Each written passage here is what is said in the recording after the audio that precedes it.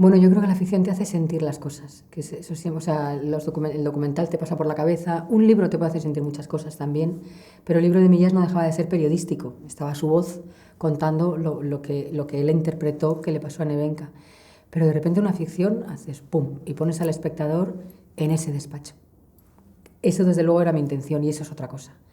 Y luego intentamos dos cosas que a veces eran contrapuestas, pero que creo que más o menos hemos logrado, que es estar con ella, sentir su miedo, sentir su angustia y al mismo tiempo verla en ese contexto.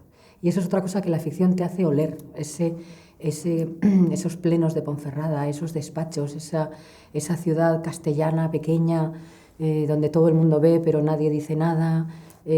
O sea, la ficción es que tiene un poder a través de la imagen y del sonido de que te lo haga vivir.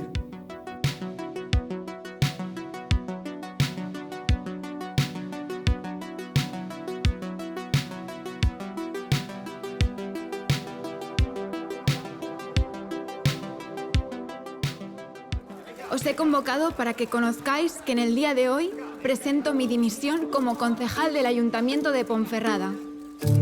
Te presento, Ismael Nevenka. Encantada. Yo no creo tanto en eso del partido, yo creo en las personas, ¿entiendes? Nevenka Fernández. Sé que durante los últimos meses han circulado todo tipo de rumores y comentarios malintencionados sobre mí. Todo es absolutamente falso. Bueno, yo creo que es importante siempre, pero efectivamente cuando han pasado 20 años de esta historia te lo preguntas. Y hay una cosa que yo no pensé en su momento, que creo que hace la película, que es pensar dónde estamos ahora. O sea, yo en el momento lo que pensé es, creo que seguimos sin entender el acoso. Creo que no entendemos por qué una mujer no rompe, o un hombre que viva un abuso de poder. O sea, no entendemos esa parálisis y pensé que valía la pena.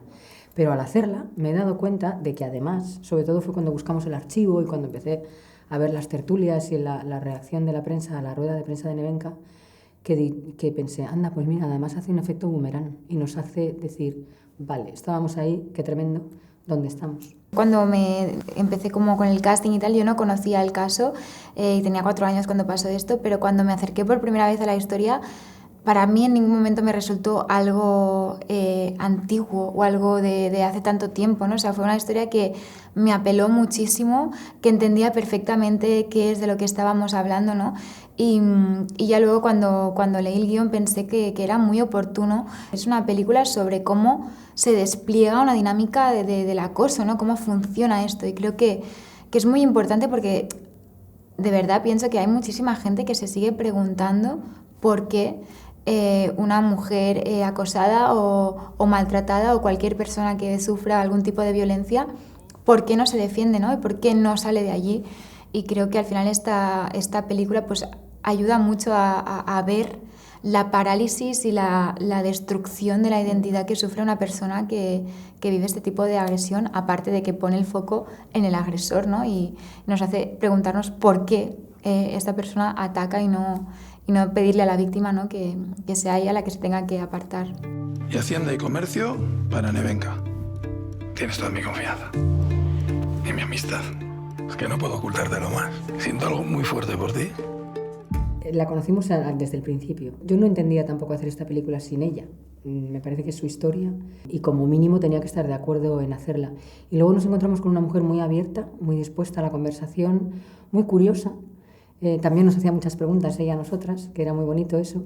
Y entonces empezamos con conversaciones, porque aunque teníamos el libro de Millás, que es fantástico, y teníamos el documental, que también aporta una mirada sobre aquello, y el testimonio de Nevenka hoy, bueno, también queríamos tener nuestra mirada sobre el tema y entonces volvimos a las fuentes. Entonces pues hablamos con toda la gente que rodeaba a Nevenka en ese momento y a la gente de Ponferrada que también estaba allí viendo todo aquello. Y entonces era todo el rato de ida y vuelta. Hablábamos, veíamos, escuchábamos y luego volvíamos otra vez a Nevenka a preguntarle cosas desde otro lugar, porque claro, la información te va dando cada vez una perspectiva. Pues hablábamos con funcionarios que habían trabajado con Nevenka y cuando nos contaban cosas volvíamos a ella, oye, pero de esto tal. Entonces ha sido muy rico. No es que fuera constante, pero estaba siempre ahí abierta a la conversación. Y yo creo que a ella también le hacía una especie como de reencontrarse con esa historia y de reentenderla también. Porque sospecho que a las víctimas lo que les queda es entre otras muchas cosas, pero ¿cómo me metí en eso, ¿no? Y entonces, bueno, el revisitarlo, a ella también le contestaba cosas. Desde el principio con Itziar dijimos que no queríamos hacer una imitación de esa Nevenka, y aparte ella misma siempre dice, ¿no?, que esta historia trasciende su propia historia y que es una historia de muchísimas mujeres, pero sí que para mí era importante conocerla, porque también me apetecía, o sea, tenía como la curiosidad de saber, de entender cómo, básicamente dos cosas. La primera, qué es lo que llevaba a una mujer llegar a denunciar, porque hablar es algo que al final hoy en día es más o menos más fácil porque reconocemos más este tipo de situaciones, ¿no? En la época ya era difícil hablar, imagino, pero es que denunciar me parece un acto tan fuerte y tan valiente. Entonces sí que tenía como mucha curiosidad de ver cómo, o sea, desde dónde había salido esa fortaleza, ¿no? Y al final ese amor propio que debe tener una persona, ¿no?, de fe en una misma para creer que tu verdad y que tu justicia es realmente tan fuerte que puede ir contra todo lo que piensa toda una realidad, ¿no? Y luego también un poco entender cómo el proceso de sanación de esta persona, ¿no?, de cómo ha sido capaz de transformar ese dolor en un proceso de sanación que no es solo para ella, sino que ha decidido compartir, ¿no?, también con pues la sociedad que al mismo tiempo la rechazó en su momento. Mi negativa provocó su acoso. Comentarios verbales, notas. ¿Y los demás? A última hora se han rajado. ¿Te lo puedes creer? Vamos, que estoy estorbando. ¿Ya vas a montar el numerito? Qué tonta eres, que inmadura. Déjate de estupidez. Que eres una amargada. ¿Tú qué es lo que quieres? ¿Que me meto una caja de pastillas? Bueno, yo creo que la ficción te hace sentir las cosas. Que eso sí, o sea, el documental te pasa por la cabeza. Un libro te puede hacer sentir muchas cosas también, pero el libro de Millás no dejaba de ser periodístico. Estaba su voz contando lo que él interpretó que le pasó a Nevenka. Pero de repente una ficción haces pum y pones al espectador en ese despacho. Eso desde luego era mi intención y eso es otra cosa.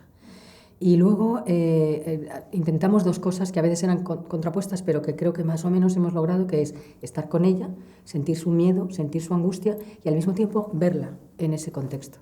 Y eso es otra cosa que la ficción te hace oler, esos plenos de Ponferrada, esos despachos, esa ciudad castellana pequeña donde todo el mundo ve pero nadie dice nada.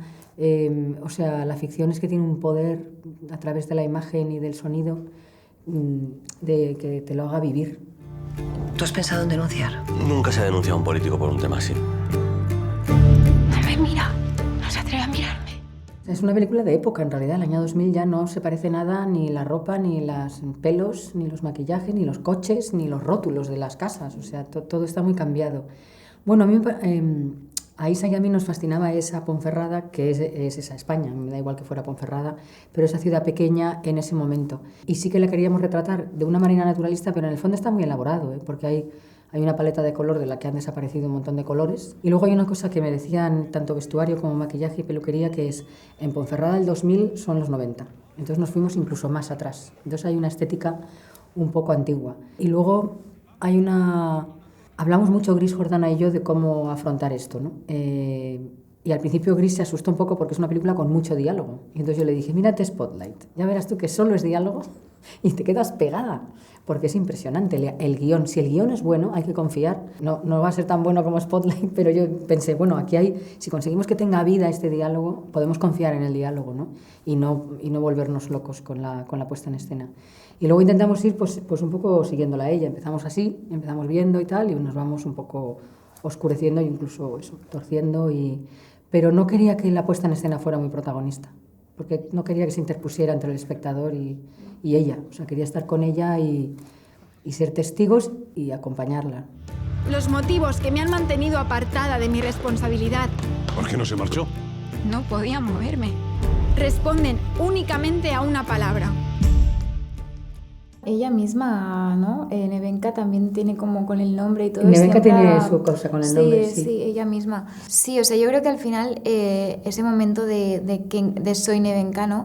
Es el dejar atrás, yo creo, esa niña un poco, ¿no? Porque creo que de lo que yo me di cuenta un poco de lo que significaba ese nombre era el ser esa niña buena, ¿no? Esa niña complaciente que al final está muy, muy suscrita al deseo masculino, o sea, a lo que como la han educado, ¿no? A ser como, bueno, a complacer, a callar, a no decir nunca nada, ¿no? Y al final en ese momento yo creo que es como pues lo que comentábamos antes, ¿no? Ese sentido de la propia identidad, ¿no? De esa dignidad, de creencia en una misma, ¿no? Que es el llenar tu propio nombre ¿no? Y ocupar tu sitio y decir, no, aquí estoy, esta es mi visión de las cosas y no me voy a echar atrás porque esto no está mal lo que estoy haciendo, ¿no? Sí. En el guión se perdió una frase que estaba en la cafetería. Ella es Kenka en su casa, para sus padres, lo dice el padre en la comida. Y en la cafetería él ya pasa la primera línea, porque le dice, Kenka, te puedo llamar así, ¿verdad? Es como te llaman en casa. Luego eso se perdió, eso estaba en el diálogo, se rodó, pero esa escena ha quedado un poco más breve. Y entonces ahí ya él empieza a sobrepasar lo correcto. Ya pasa un límite diciendo, te puedo llamar así. Y tú te acuerdas que ponías una cara rara. Sí, como de esto no me gusta, pero entonces, bueno, esa es una de las cosas que yo a veces lamento cuando el montaje caen por tal. Pero ella era Kenka en casa. Luego él coge el Kenka, lo convierte en Kenki y en Kenkina. La va haciendo cada vez más pequeña. Y luego ella reclama el Nevenka. Y Lucas es Neve, que le sigue llamando así. Le sigue llamando Neve. Sí. Y luego ella con nosotras, cuando se presentó, y todas las conversaciones, es Nev, N-V. Sí, ella de repente dejó el Enka detrás, sí. Bueno, tiene como esa reconciliación con el propio yo del pasado, ¿no? Un poco, que es de lo que ella habla. Está en ese proceso. Está en ese proceso, que decía, estoy el 97%, ¿no? De recuperar, de hacerte, bueno, de volver a apropiarte de tu propia vida, ¿no? Un poco. Y de perdonar, porque yo creo que hay una cosa terrible con las víctimas de acoso, que es esa culpa y esa vergüenza, y ese perdonarse a esa persona que se dejó. O sea, eso es terrible. Y bueno, ya lo que nos dice un poco es que todos estos años ha sido un proceso de... Porque claro, aquello le costó la ruina a su familia. Y supongo que una mujer como ella, inteligente, fuerte, brillante, decir, ¿cómo me pasó esto? Eso es como difícil de reconciliar. Sí. ¿Por qué pasó usted por ese calvario?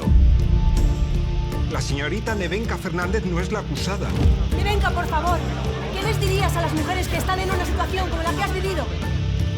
Que no se callen, que lo cuenten. Yo ya no soy Kenki. Soy Nevenka.